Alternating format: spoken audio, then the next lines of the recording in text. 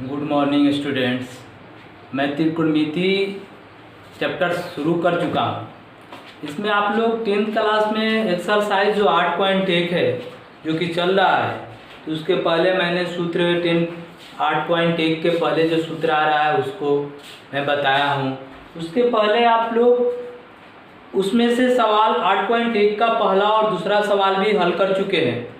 अब हम लोग आज 5 सवाल लिए हैं, 3, 4, 5, 6, 7 इसको हल करेंगे कि कैसे बन रहा है।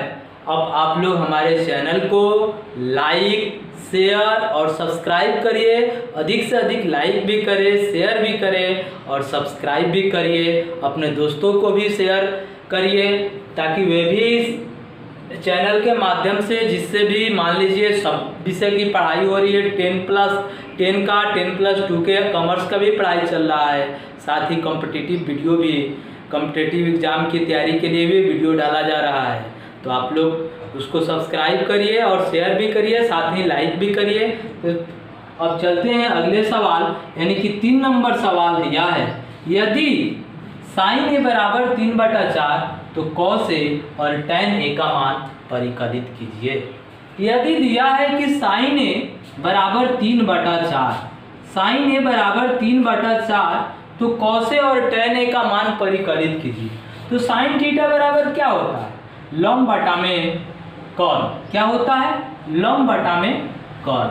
तो लंब बटा कर्ण होता है, इसका मतलब हुआ कि लंब का मान 3 और कर्ण का मान हुआ 4। तो अब इससे क्या निकालना है? तो मैंने तो बताया है कि त्रिकोणमिति में एक समकोण त्रिभुज पर चलता है जिसमें कर्ण एक भुजा होती है, लंब होता है और आधार होता है। यही 3 पर आधारित है। तो जब कर्ण और लंब दिया है तो हमें क्या निकालना है? आधार। तो आधार निकालेंगे। तो आधार बराबर सूत्र क्या होता है? तो आधार बराबर √अंडर कर्ण स्क्वायर माइनस लंब स्क्वायर। √अंडर कर्ण स्क्वायर माइनस लंब स्क्वायर। तो √अंडर कर्ण का मान दिया है 4 और लंब का मान दिया है 3, यानी कि 4 का स्क्वायर माइनस 3 का स्क्वायर, 4 का स्क्वायर 16 और 3 का स्क्वायर 9, यानी कि √अंडर 7।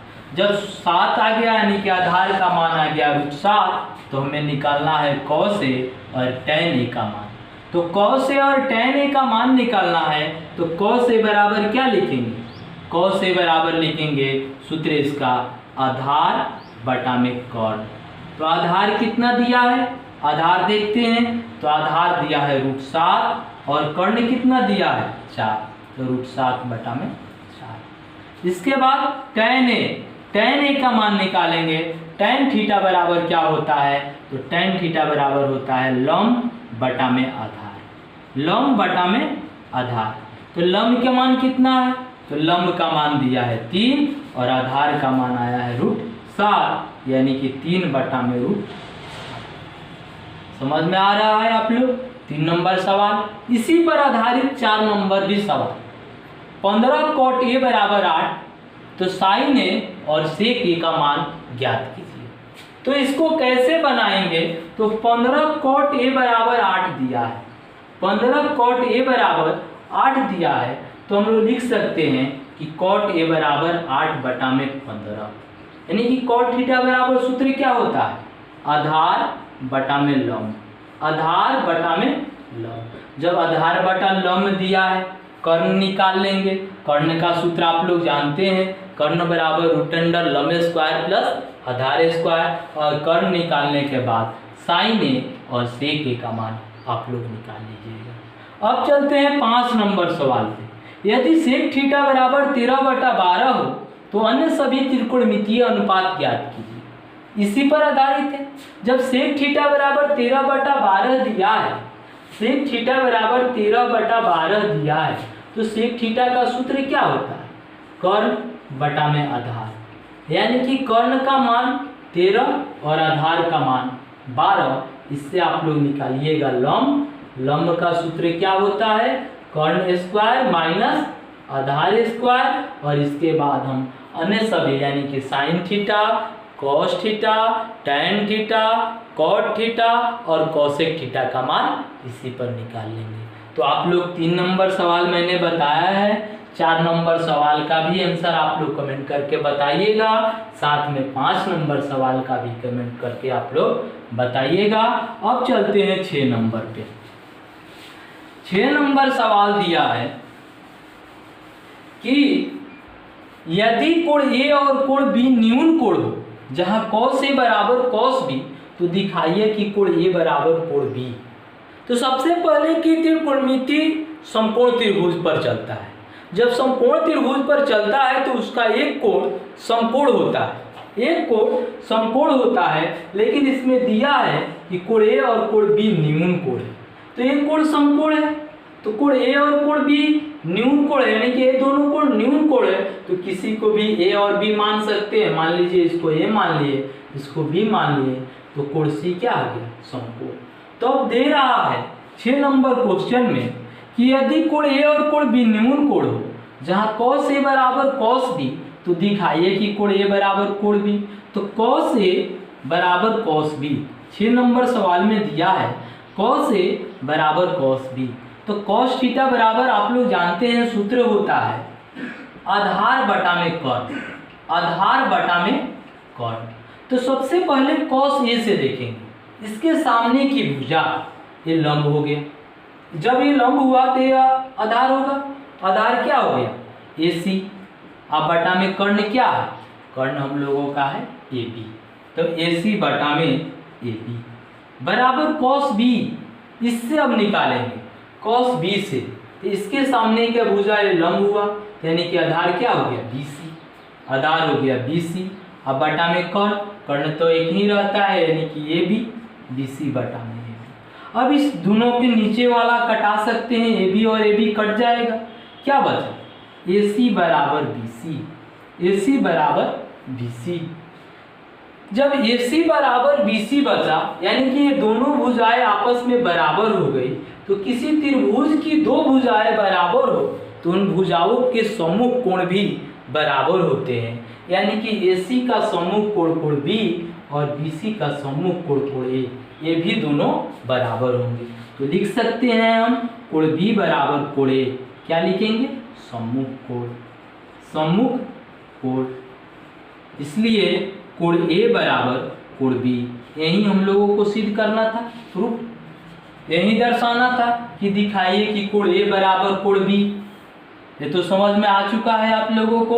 ये आप लोग इसका स्क्रीनशॉट भी ले सकते हैं कि कैसे बन रहा है, एकदम आसान सवाल है।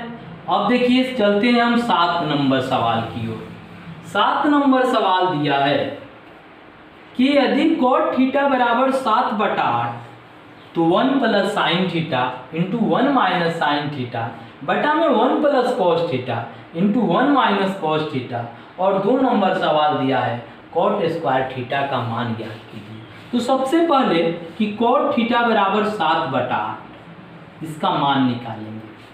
तो 7/8 दिया है, तो cot थीटा का सूत्र क्या होता है?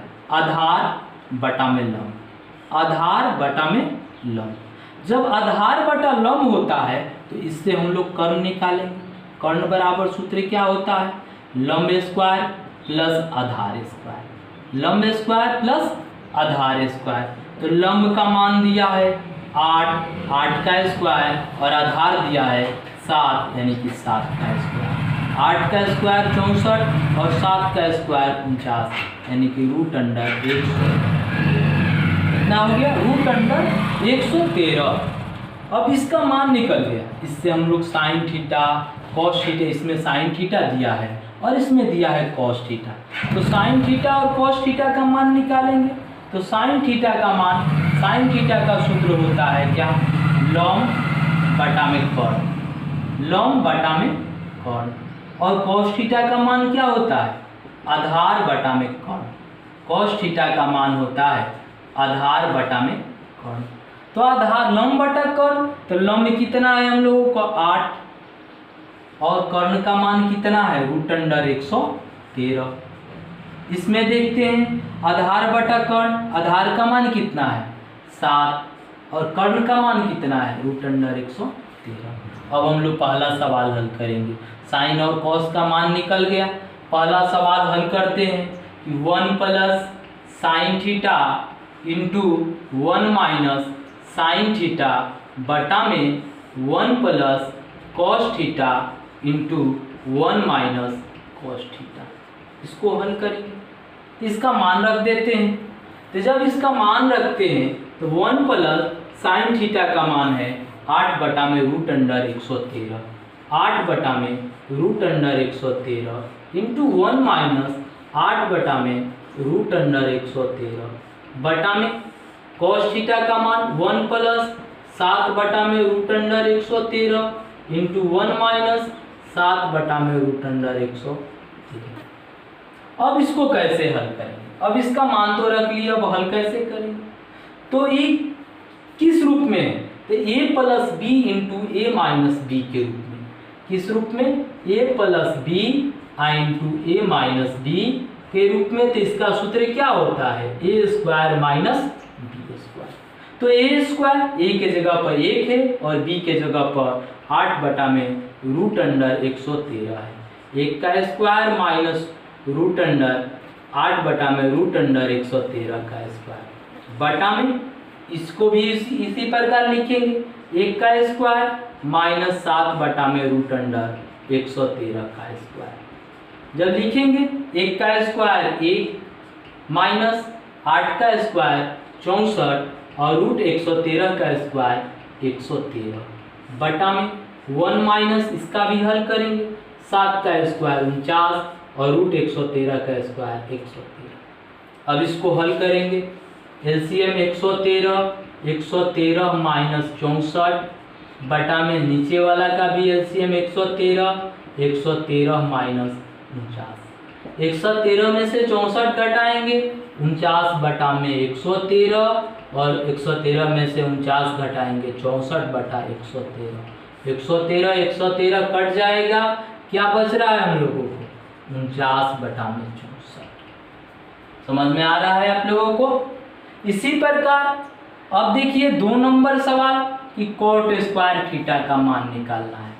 कॉट स्क्वायर थीटा का मान निकालना है तो कॉट थीटा का मान तो दिया है 7 बटा में 8 का होल स्क्वायर, यानी कि 7 49 और 8 का वर्ग। समझ में आ रहा है? 49 बटा 64। बस ये भी आप लोग सवाल को देख ले, समझ ले, और आप लोग हमारे चैनल को लाइक शेयर और सब्सक्राइब करिए। धन्यवाद।